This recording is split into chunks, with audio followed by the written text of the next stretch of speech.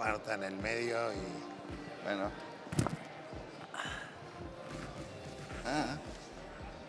No se ve nada. No.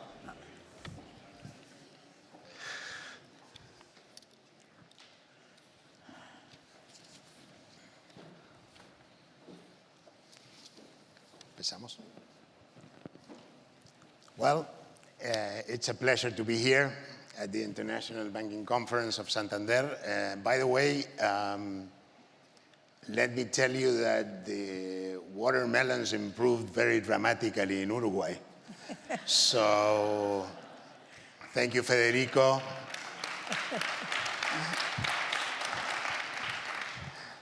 They are working on the welfare of Uruguayans too. Okay, so we have two very distinguished panelists.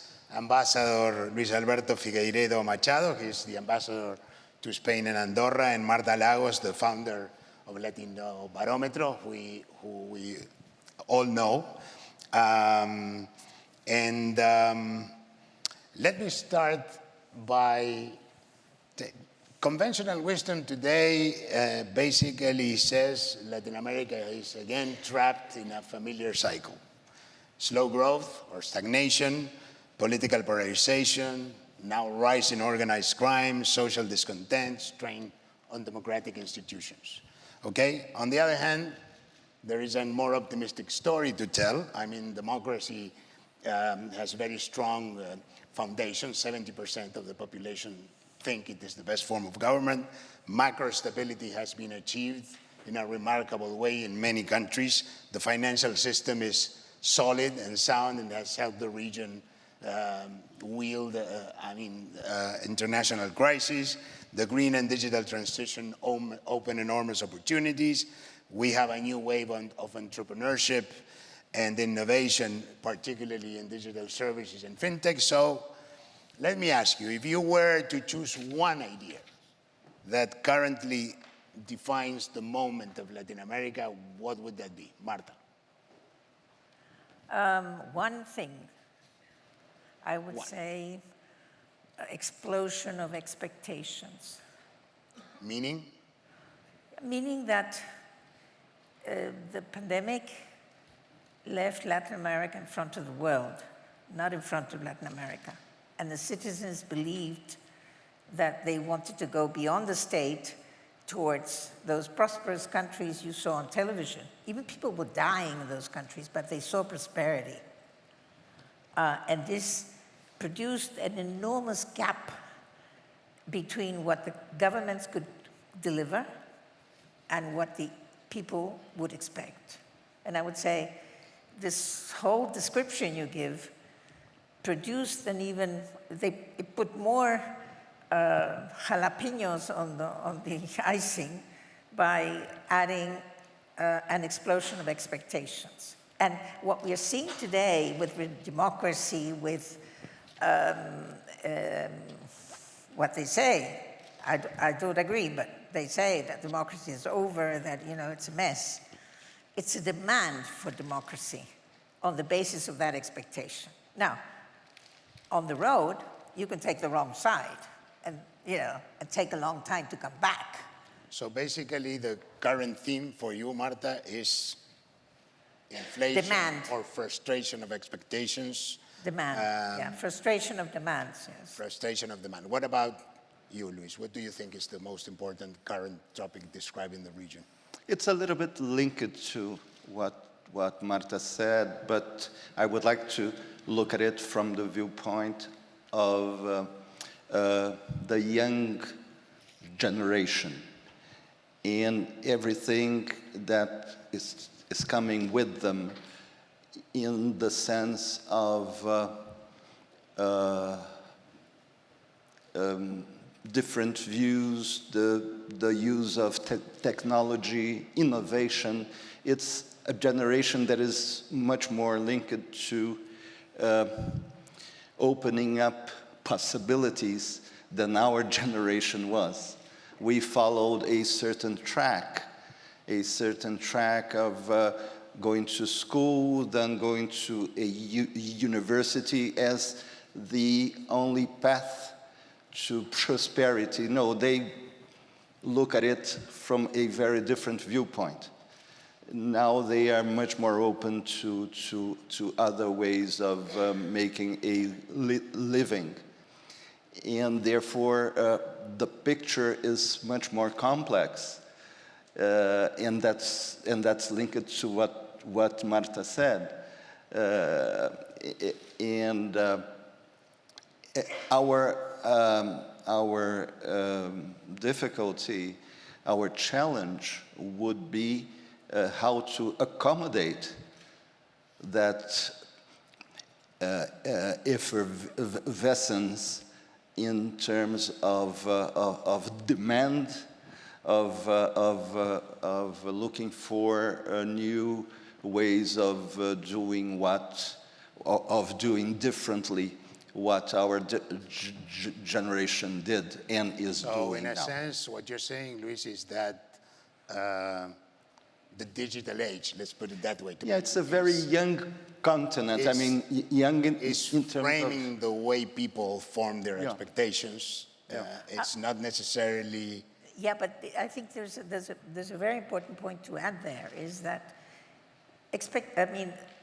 technology and expectations have produced, if I could picture it in a war, it's like tanks going over the borders, going over trees and advancing, going forward. Youngsters who are less than 30 years old, that have only one meal a day, they spend the money they have not in a second meal, but in a smartphone, because they are sure that they will be able to get out of that hole with that smartphone. And so this technology is convincing people that they have the power. And this is what's happening in elections. I mean, they have the power to do whatever it takes. I mean, they can elect Bukele, and he does what he does, and he has 90% support of the whole region in my survey, and they can elect Milei.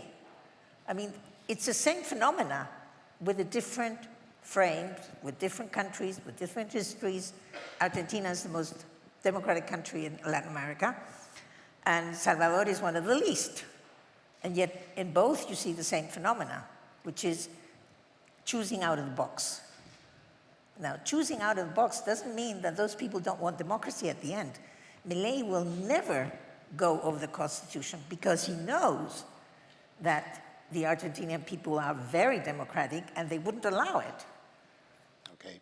You know, so the thing is going outside the box to choose anybody who can fix it. In the morning, I was saying to somebody, well, you know, I don't want to be disrespectful, but tomorrow a robot could bring more responses than politicians, maybe people think, because they're looking for responses.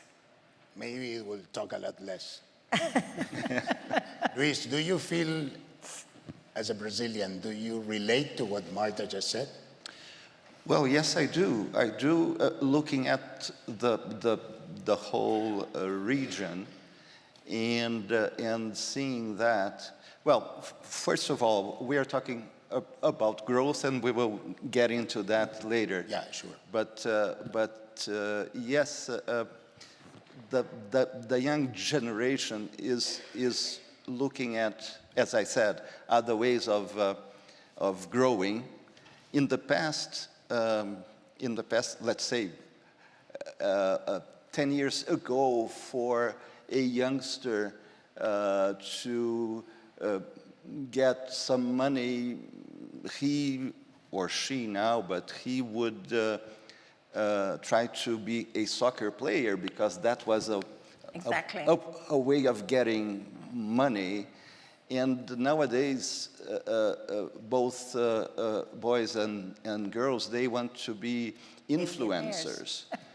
And if you look at the kind of money that influencers get, it's something very Now, amazing. Luis, I would add to that, influencers at a certain level, at another socioeconomic level. Many people say that now the paradigm is being into drug trafficking or crime.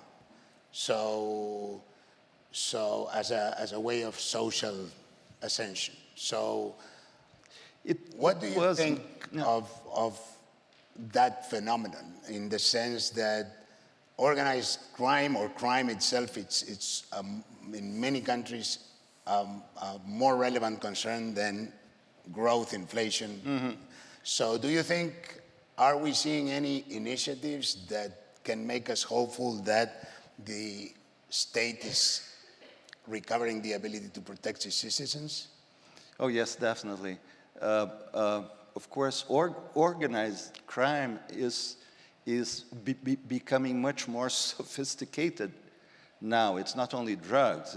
They are mainstreaming their operations, and that's where since we are in this banking environment, the banks must be very careful about how they deal with certain sources of money, because the phenomenon of money laundering is extremely concerning.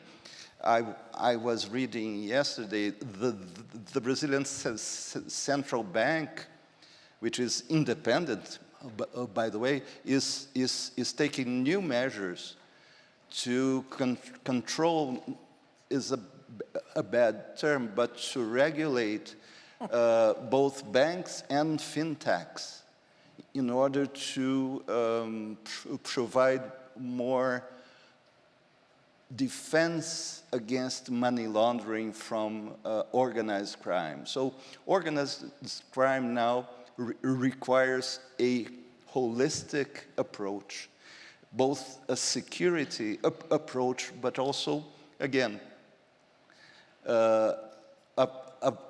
going after the money and after the role of enterprises and fintechs and banks, because they are getting,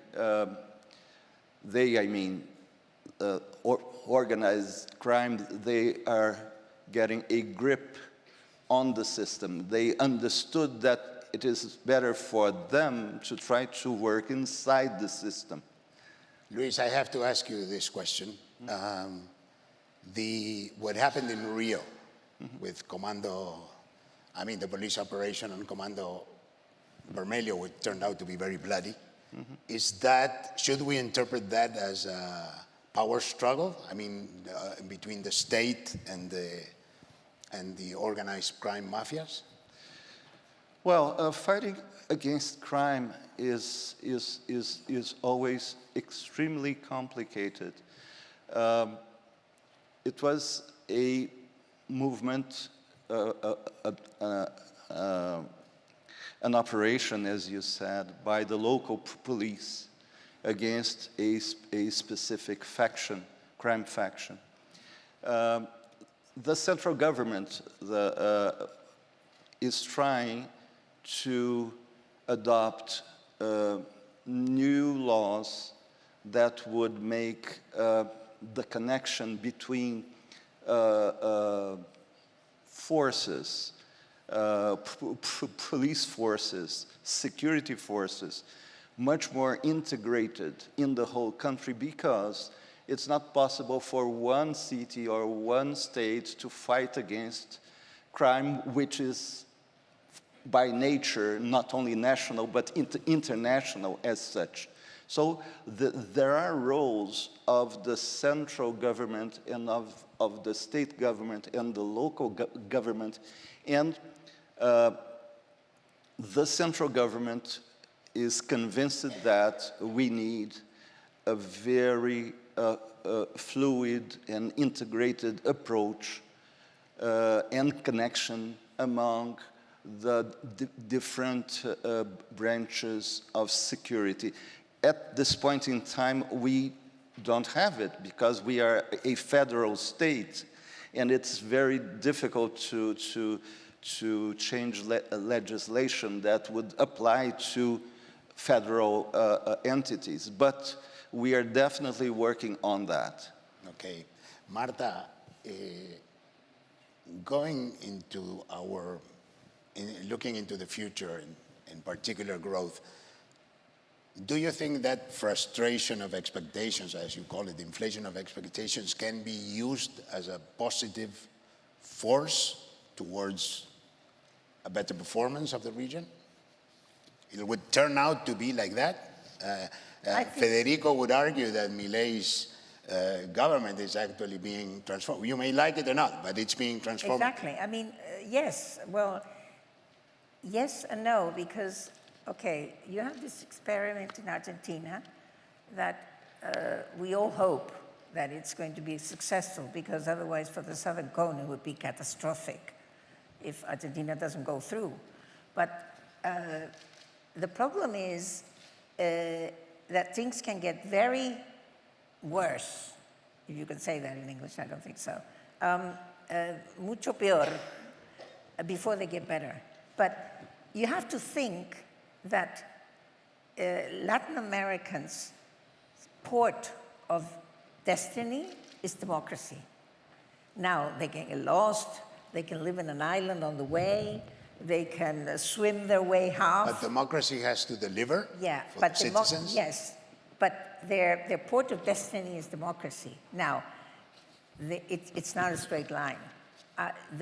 The academy and the analysts made a huge mistake that thinking that transition to democracy was going to be like the countries in the south of Europe. Because we don't belong to the European Union. We didn't have the Marshall Plan. Nobody helped us economically to ride democracy. But one thing has happened that has not been said very steadily, is that in the Lehman Brothers crisis, more than 10 countries in Latin America were able to apply contra-cyclical fiscal policy because the macroeconomics were in order.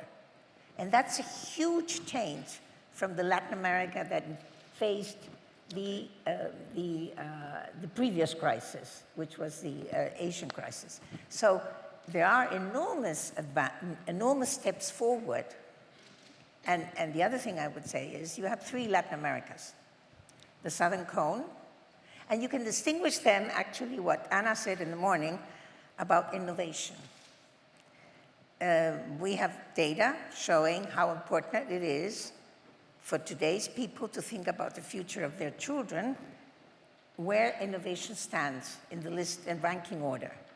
When you walk from Latin America upwards, from the Southern Cone to the north, the more you walk up the road, the less important is innovation. So there's a value of societal values, traditional values. Argentina is a very open society. Brazil is a very open society. But Central American countries are very closed societies. And for them, innovation is no good. And so if you want growth, you need innovation. What else do you need for growth? You need the lack of inequality. Because reducing poverty is not the same as reducing inequality. And so the major enemies of growth, I would say, is on the one side, these value components of societies, how important is innovation, for example, and on the other side, what can you do to reduce inequality? And my previous speaker said, well, equality before the law. States are weak, and that's why narco traffic and drug trafficking penetrates, because states are weak. We have 23 presidents who have been kicked out of office because of corruption. Corruption is the worst enemy of growth. And so you have inequality and corruption, 2 things that Latin America needs to do away with. The optimistic would say, at least we kick them out. Yes. Well, Luis, you want to add something, or? Yeah, talking about inequality, and that's something that it is very much the problem of our region. If you look at Europe, for instance, what you see is a very strong middle class. And that's what we don't have as a... Argentina has. Yeah, as a general Uruguay. way of looking at it, I understand your point that it is very difficult to talk about Latin America as such, as a single entity, as it is very difficult to talk as Europe as a single entity. But trying to do that,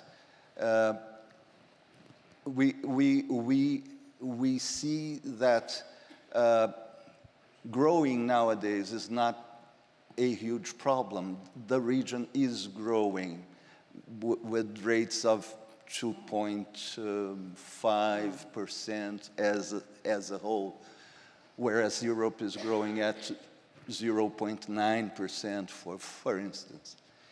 And also, I think it's very interesting when we talk about the possibility that looking at Latin America as one thing is very difficult. And I would always bring up the example of Europe. Europe has 27 countries with 20 odd official languages. We have 20 countries and 2 official languages. It's much easier.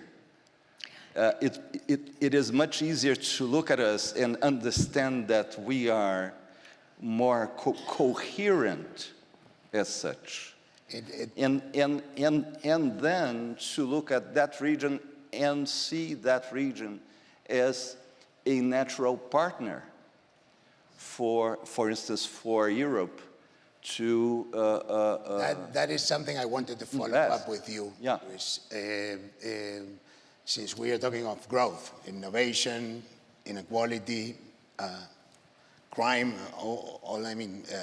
Angel talked about productivity more generally, but what about integration? Brazil is a global and regional player. It's a key player in Latin America. So how do you see now the urgency and the indispensability of regional integration? And in fact, what role can the European Union, that it's after Mercosur is ratified, will have agreements with 95% of Latin America's GDP, the most dense and overwhelming, and it is the most important foreign direct investor. So how do you see those two things? From my viewpoint, integration is a must.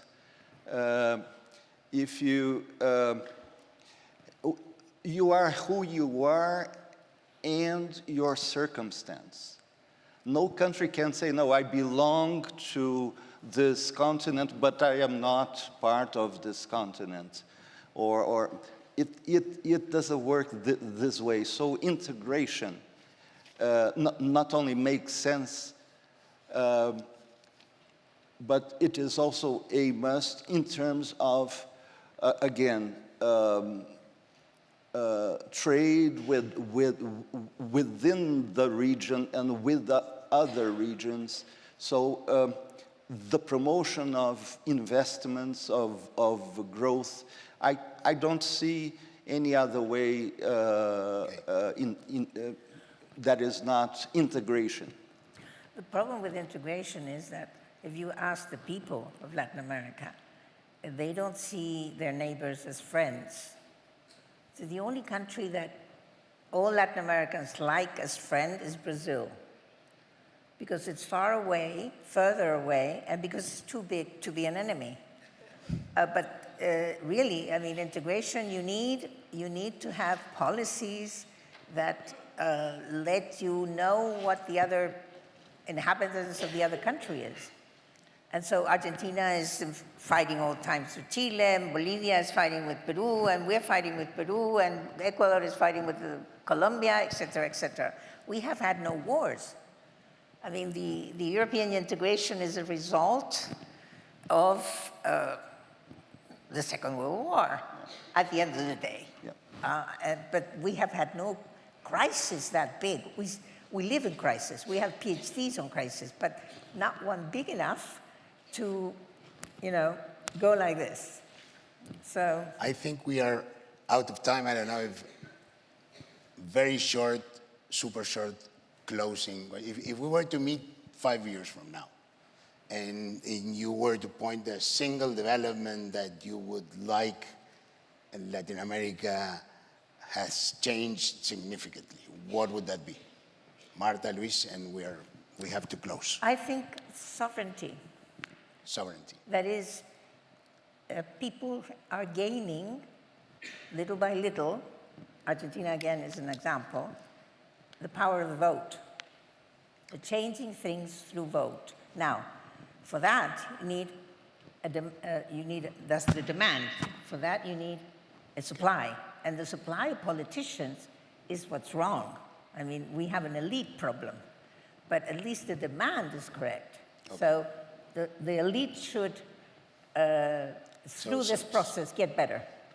So demand should create its own supply. It's Keynesian politics. Yeah. More equality and less poverty. Great, Luis. Thank you very much. Thank you, Marta.